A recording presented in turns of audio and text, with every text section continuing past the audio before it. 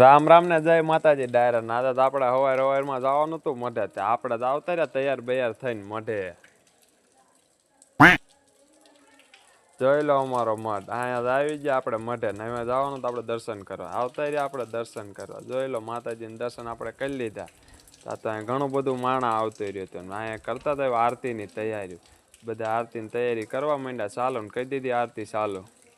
A few moments later.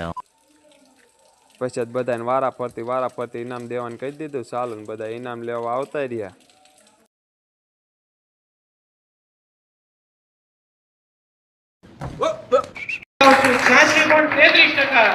સાથે આપણા પરિવારની અંદર બીજા ક્રમે ચાવડા શૈલેષ જીવણભાઈ 86.33% સાથે ઉત્તીર્ણ રહ્યા છે.